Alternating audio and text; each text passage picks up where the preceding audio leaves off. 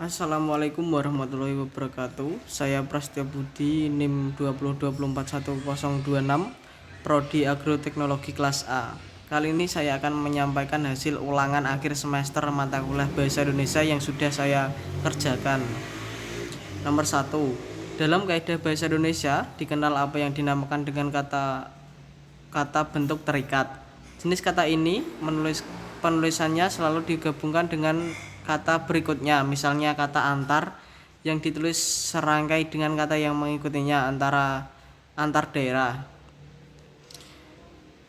Ada soal yang diberikan oleh Pak Guru, yaitu adi plus kuasa, catur plus tunggal, dwi plus warna, ekstra plus kulikuler, kontra plus reformasi, purna plus wirawan, sabta plus krida, sub plus bagian. Yang benar sudah saya kerjakan, yaitu digabungkan semua: adi kuasa, catur tunggal, dwi warna, ekstrakurikuler, kontra men reformasi, purnawirawan, sabta grida, dan subbagian. Nomor 2. Penalaran deduktif adalah proses penalaran untuk menarik kesimpulan berupa prinsip atau sikap yang berlaku khusus berdasarkan atas fakta-fakta yang bersifat umum. Contoh, semua mahasiswa adalah lulusan SLTA. Saya adalah mahasiswa, saya lulusan SLTA.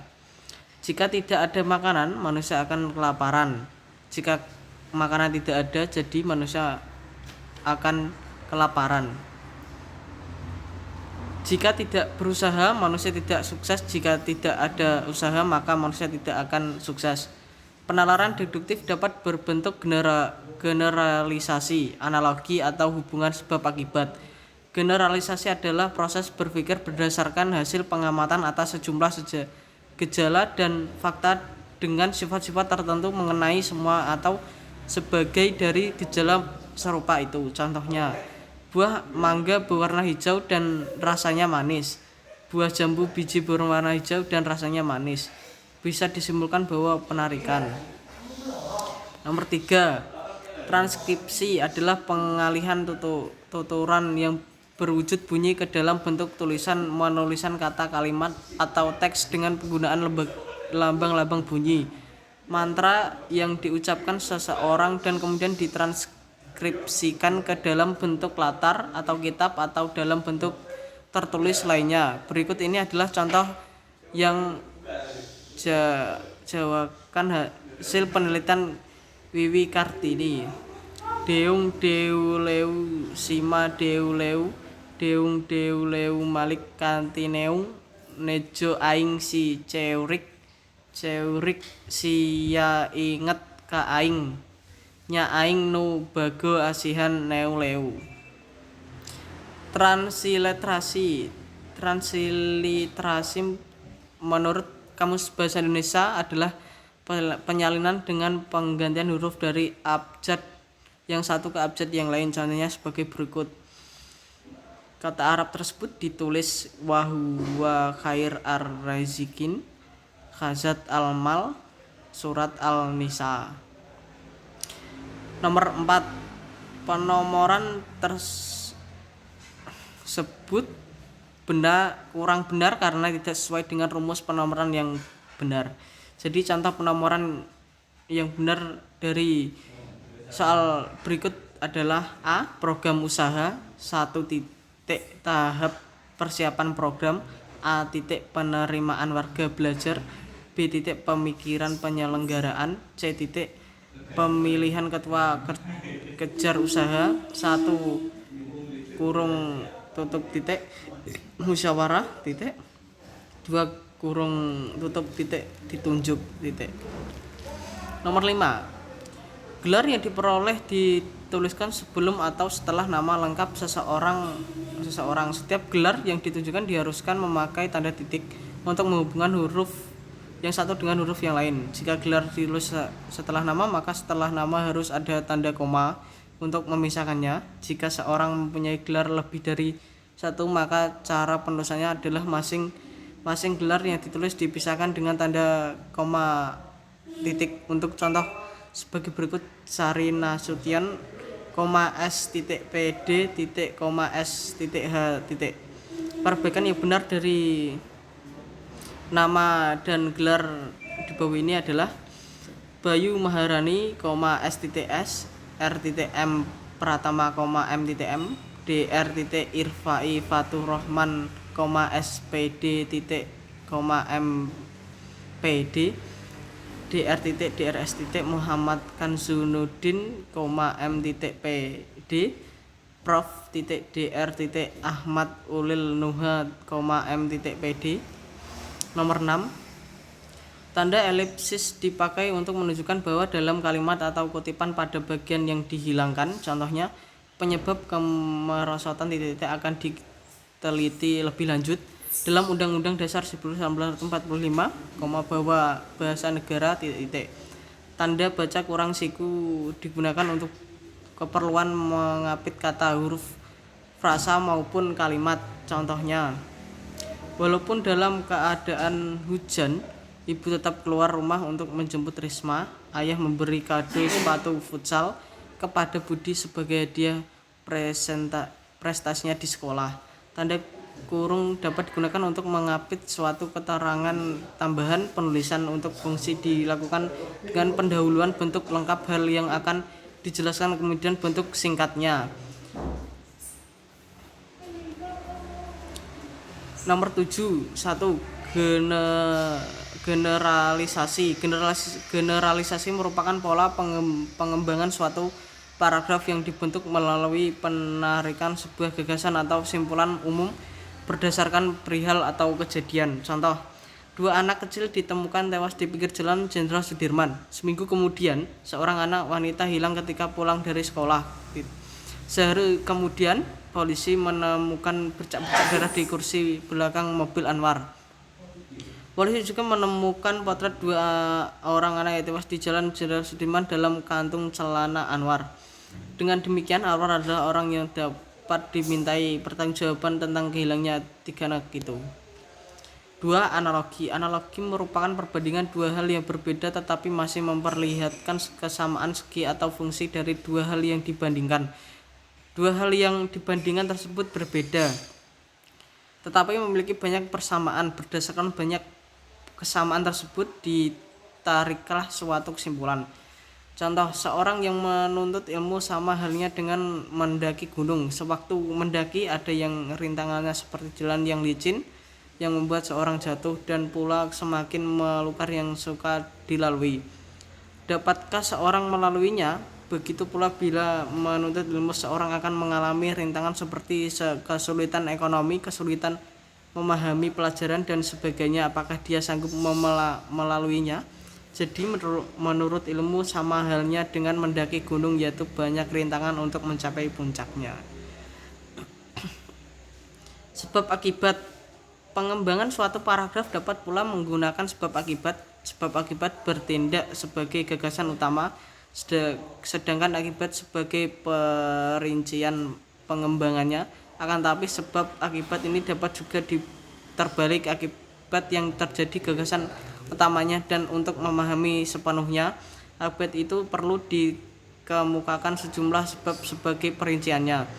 Ada beberapa macam pola pengembangan sebab akibat, yaitu sebab akibat 1, akibat 2, atau sebab sebagainya akibat 1, akibat 2 sebab.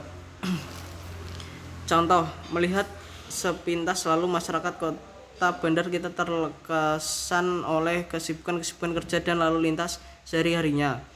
Hubungannya dagang dengan relasi-relasi dari luar daerah, pulau ataupun asing yang membesarkannya harus melekas mungkin diadakan berhubung terikatnya perahu layar pada angin musim, pemuatan barang-barang ekspor dan pembongkaran barang-barang impor. Semua itu tidak memungkinkan orang bekerja pelan-pelan seperti menjadi penguningnya padi di musim panen. Kiranya inilah yang dibentuk tipe manusia pesisiran yang lain dari tipe manusia pedalaman. Nomor 8. Silogisme adalah sebuah penalaran diskusi yang dilakukan secara tidak langsung. Silogisme juga dapat diartikan sebagai sebuah argumen deduktif yang dimiliki 2 prefix dan sebuah Kesimpulan, premis yang ada pada silogisme adalah premis khusus dan premis umum, sedangkan kesimpulan yang dimaksud adalah kesimpulan yang masih berhubungan dengan premis-premis yang ada. Silogisme memiliki beberapa bentuk, yaitu silogisme kategorik, hipotetik, disjuktif, konjungtif. Berikut adalah beberapa contoh kalimat silogisme, yaitu jika musim kemarau sungai akan mengering, sekarang sungai mengering, jadi sekarang musim kemarau.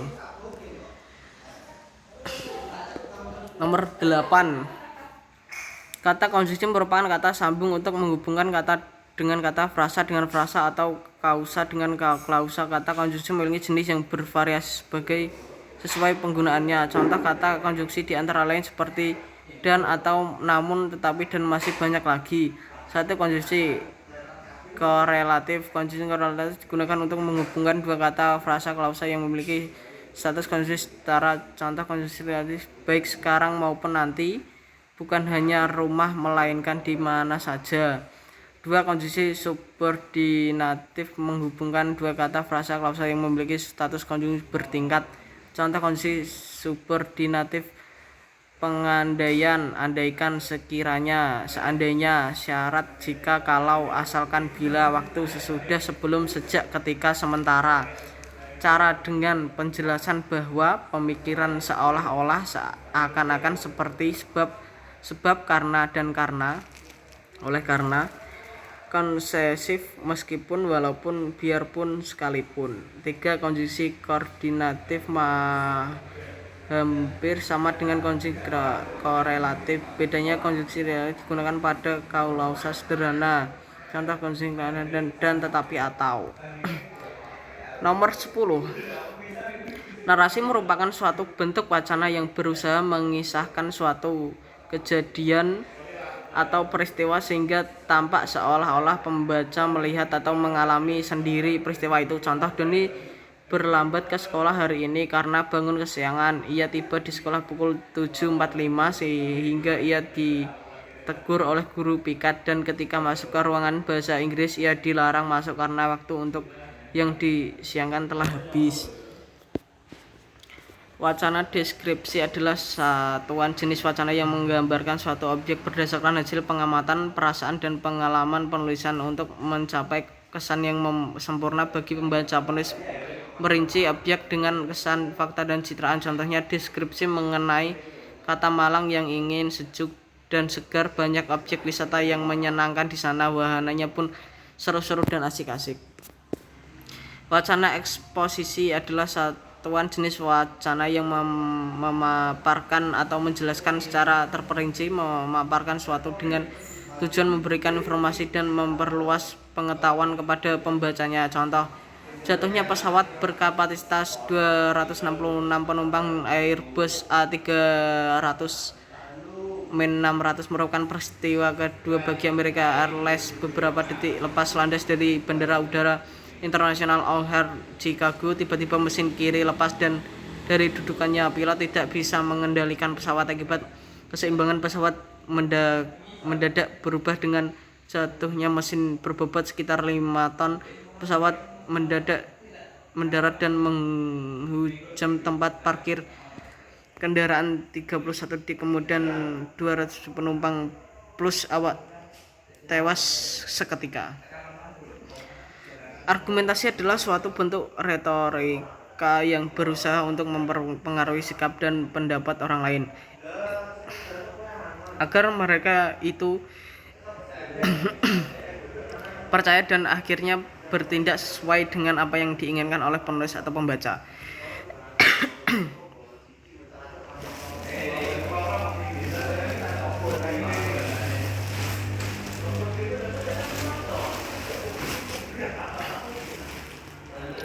Contohnya, menurut Iskandar sudah saatnya masyarakat mengubah paradigma agar lulus SMP langsung masuk SMA. Kalau memang lebih berbakat pada jalur profesi, sebaiknya memilih SMK. Dia meningkatkan sejumlah risiko bagi lulusan SMP yang sembarang melanjutkan SMK sekolah, misalnya jurusan SMP yang tidak berbakat minat ke jalur akademik sampai perguruan tinggi tetapi memaksakan masuk SMA, dia tidak akan lulus IWAN karena Sulit mengikuti pelajaran di SMA tanpa lulus UAN mustahil bisa mampu mengaruh tinggi. Pada akhirnya mereka akan menjadi pengangguran karena belajar SMA tidak memberi bekal untuk bekerja. Persuasi adalah suatu seni yang bertujuan untuk meyakinkan seorang agar melakukan sesuatu yang dikehendaki, membicarakan pada waktu ini atau pada waktu yang akan datang. Karena tujuan terakhir adalah agar pembaca dan pendengar melakukan sesuatu, maka sesuai dapat dimasukkan ke dalam cara mengambil keputusan. Contohnya, marilah kita membuang sampah pada tempatnya agar di lingkungan kita bebas dari banjir dan bebas dari penyakit yang disebabkan oleh sampah-sampah yang dibuang tidak pada tempatnya. Oleh karena itu perlu kesadaran pada diri kita masing-masing untuk membuat sampah pada tempatnya. Baik, tadi adalah penyampaian ulangan akhir semester yang bisa saya sampaikan. Apabila ada kesalahan dan kalimat yang kurang benar, saya mohon maaf yang sebesar-besarnya. Terima kasih. Wassalamualaikum warahmatullahi wabarakatuh.